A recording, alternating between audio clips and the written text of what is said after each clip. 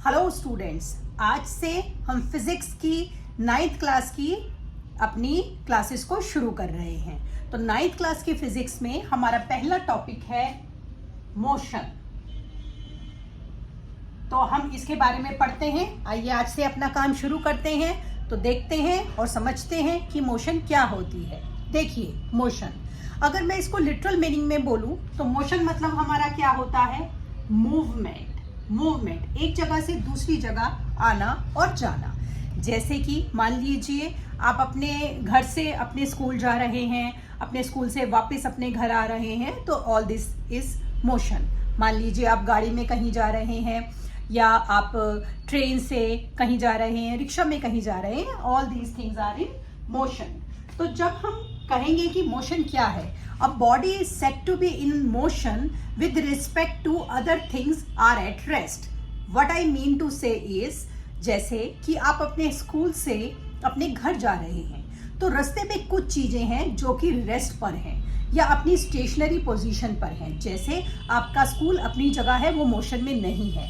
जिस रास्ते से आप जा रहे हैं वहाँ पर जो भी ट्रीज लगे हैं, जो भी आपके रोड्स हैं या जो भी आपके रोड डिवाइडर्स हैं, वो अपनी अपनी जगह पर है। लेकिन मोशन में कौन है? मोशन में है आप। इस तरह से जब एक या एक से ज़्यादा चीज़ मोशन में हो लेकिन कुछ चीज़ें हमारी स्टेशनरी पॉइंट पर हो, स्टेशनरी पोजीशन पर हो, उसे हम मोशन बोलते हैं। अब मोशन जो होती है, क्योंकि हम मूवमेंट कर रहे हैं, अब हम मूवमेंट कर रहे हैं तो उसमें हम कुछ डिस्टेंस को ट्रैवल कर रहे हैं। तो देखिए, मोशन आप कर रहे हैं तो कुछ डिस्टेंस को आप ट्रैवल कर रहे हैं। अब जैसे कई तरह से होता है, आप स्कूल से घर जा रहे हैं तो आप कैसे जा रहे हैं? वॉक करके जा रहे हैं, ठीक है। आप बाय स्कूल बस जा रहे हैं, आप ई रिक्शा से जा रहे हैं, ठीक है। अब इसमें भी क्या होता है कि वॉक पे जा रहे हैं, अकेले जा रहे हैं, जल्दी जल्दी जाएंगे। फ्रेंड्स के साथ जा रहे हैं, मस्ती करते में, चैट करते में, तो थोड़ा देर पहुंचेंगे। मतलब आपने कुछ डिस्टेंस को ट्रैवल करा, लेकिन साथ ही साथ आपकी कुछ पर्टिकुलर क्या थी? स्पीड थी। जैसे जब आप वॉक करके गए तो आपकी स्पीड कम थी, बस से गए आप घर जल्दी पहुंच गए, ई रिक्शा से गए आप घर जल्दी पहुंच गए। तो स्पीड, तो मोशन हमारी स्पीड से रिलेटेड होती है। अब जब आप घर से स्कूल जा रहे हैं या स्कूल से घर जा रहे हैं तो आप कुछ टाइम कंज्यूम कर रहे हैं। तो मोशन का हमारा तीसरा हिस्सा होता है टाइम। ऑब्वियसली पैदल जा रहे थे, ज्यादा समय लगा, बस से गए कम समय लगा, रिक्शा से गए तो भी कम समय लगा। तो जो मोशन है वो हमारी इन तीन चीजों पर डिपेंड करती है: डिस्टेंस ट्रेवल्ड, स्पीड और टाइम, ठीक। अब हमारा क्या होता है डिस्टेंस ट्रेवल्ड कैसे? अब डिस्टेंस ट्रेवल को समझाने के लिए मैं आपको एक एग्जांपल ले रही हूं कि कैसे करते हैं। मान लीजिए आप, ये 3 है, ये 4 है और ये 5 है, ये A, ये B, इसको मैंने नाम दे दिया, ठीक है। अब आपने क्या करा? मान लीजिए ये आप है, ठीक है। आप अपने घर से अपने किसी दोस्त के यहाँ गए, डिस्टेंस ट्रेवल कर, वापस आ गए, 2 यहाँ गए, फिर अपने घर वापस आ गए। इस चीज को हम क्या कहेंगे? इसको हम कहेंगे डिस्प्लेसमेंट, ठीक है। तो जब हम अपनी इनिशियल पॉइंट पर वापस आ जाते हैं उसे हम डिस्प्लेसमेंट बोलते हैं। अब हमारा डिस्टेंस ट्रेवल और डिस्प्लेसमेंट ये कुछ जो होता है सिमिलर लगता है, बट ये हमारा अलग होता है। डिस्प्लेसमेंट और हमारा डिस्टेंस। देखिए, आप अपने घर से अपने दोस्त के घर गए 4 किलोमीटर, वापस गए फिर से 4 किलोमीटर, कितना डिस्टेंस ट्रेवल्ड हो गया? 8 किलोमीटर। इनिशियल पॉइंट पर आप वापस आ गए, ठीक है। तो ये हमारा हुआ डिस्प्लेसमेंट। तो जब बॉडी एक जगह से दूसरी जगह जा रही है और अपनी इनिशियल पोजीशन पर वापस आ रही है, उसे हम डिस्प्लेसमेंट बोलते हैं। अब डिस्प्लेसमेंट और डिस्टेंस ट्रेवल में अंतर क्या होता है, ध्यान से देखिएगा। आप अपने एक दोस्त के घर गए और वहां से आपने उस दोस्त को लिया और वो आप दोनों दोस्त मिलकर किसी और दोस्त के घर गए, ठीक है। तो आपने पहले आप उसके घर गए, फिर आप दोनों दोस्त मिलकर किसी तीसरे दोस्त के घर गए, कितना हो गया 7 किलोमीटर। 7 किलोमीटर आपने ट्रैवल किया, ये क्या हो गया आपका डिस्टेंस। ठीक है, अब जब आप सी वाले दोस्त के यहाँ गए तो आपने डिसाइड करा भाई यहाँ से हम अपने अपने घर जाएंगे, ये नहीं है कि मैं पहले तेरे घर जाऊंगा फिर अपने घर जाऊंगा। तो आपने उसको क्या कहा, भाई मैं अपने घर वापस जा रहा हूँ 5 किलोमीटर। आपने इनिशियली कितना ट्रेवल करा था 7, अब कितना किया 5। This is known as displacement. तो डिस्टेंस ट्रेवल्ड और डिस्प्लेसमेंट में अंतर क्या होता है, शॉर्टेस्ट डिस्टेंस ट्रेवल्ड को हम डिस्प्लेसमेंट बोलते हैं। तो ये हमारा डिस्प्लेसमेंट और डिस्टेंस दोनों में मेन हमारा अंतर होता है। अब हमारी जो हम कर रहे हैं डिस्प्लेसमेंट डिस्टेंस, क्योंकि हम फिजिक्स कर रहे हैं और हमें बहुत ही बारीकी से करना होता है, तो हम इसमें एक और टर्म यूज करते हैं, स्केलर क्वांटिटी और वेक्टर क्वांटिटी। स्केलर क्वांटिटी हमारी क्या होती है, स्केलर क्वांटिटी जो होती है उसमें हमारा सिर्फ मैग्नीट्यूड होता है, मैग्नीट्यूड, नो डायरेक्शन, इसमें डायरेक्शन नहीं होती। और जो वेक्टर क्वांटिटी होता है उसमें मैग्नीट्यूड तो होता ही है लेकिन डायरेक्शन भी होती है, ये अंतर होता है। तो जो स्केलर है उसमें एक ही चीज है हमारी, और वेक्टर में हमारी मैग्नीट्यूड और हमारा डायरेक्शन दोनों चीजें हमारी होती हैं।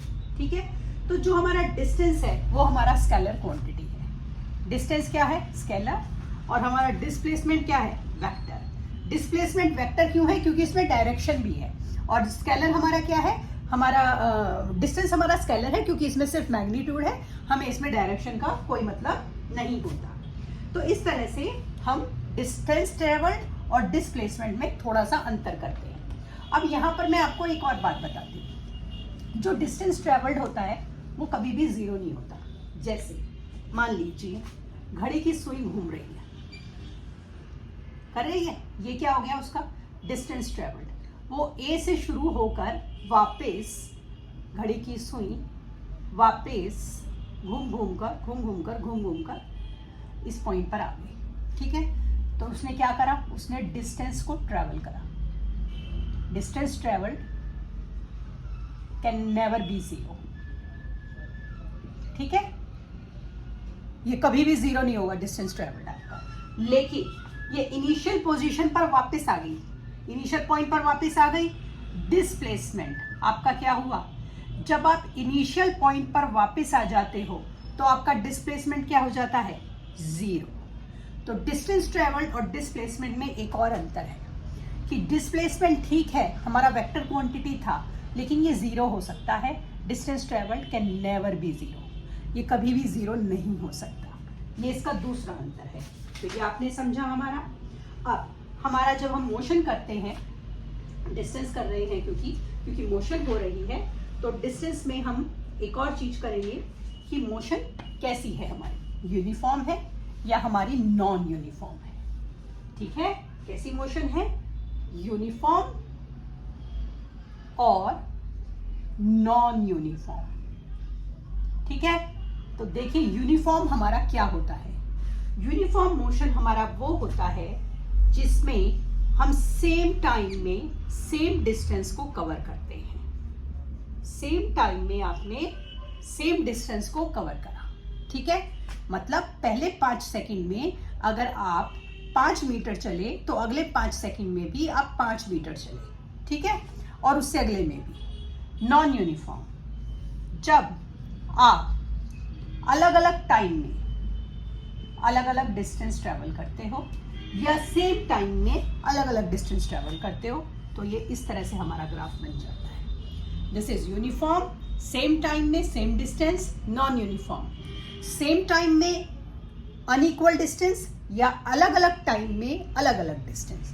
तो ये हमारा होता है नॉन यूनिफॉर्म मोशन। ठीक है, तो नॉन यूनिफॉर्म मोशन जो होती है उसे एक और हम नाम बोलते हैं एक्सेलरेटेड मोशन। एक्सेलरेटेड मोशन भी हम इसको बोल देते हैं। ठीक है, ये हो गया।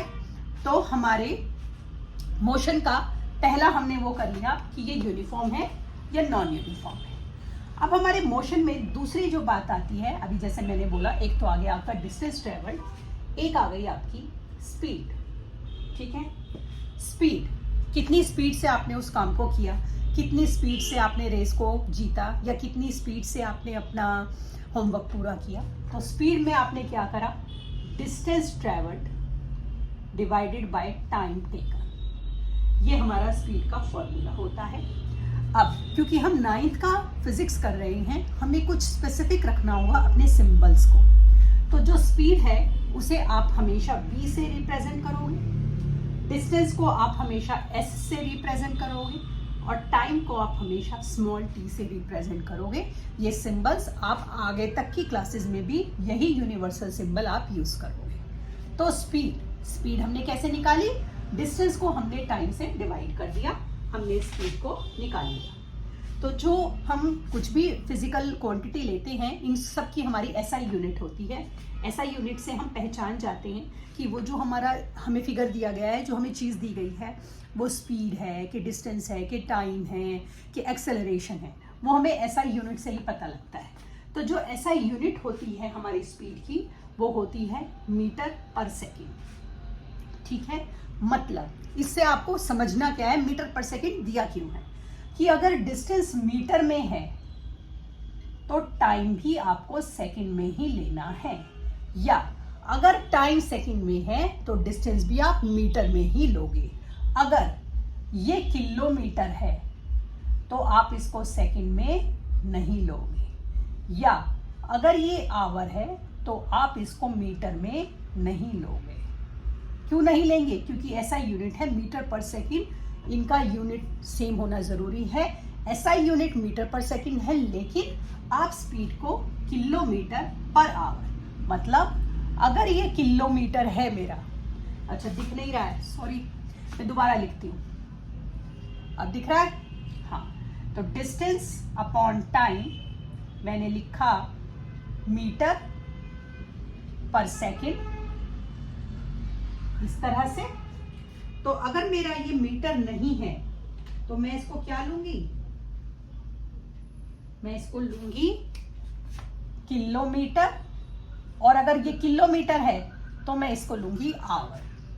तो ये मुझे ये ध्यान रखना है हर हाल में कि अगर ये मीटर है तो ये सेकंड में कन्वर्ट करना है, नहीं है तो, और किलोमीटर है तो आवर में। ऑल्दो जो ऐसा यूनिट है स्पीड का वो क्या है, वो हमारा मीटर पर सेकंड है। ठीक है, तो आज की क्लास में हमने क्या क्या सीखा, आज की क्लास में हमने डिस्टेंस ट्रेवल सीखा, जो कि कभी भी जीरो नहीं हो सकता। डिस्टेंस जो है हमारा क्या है, स्केलर क्वांटिटी है।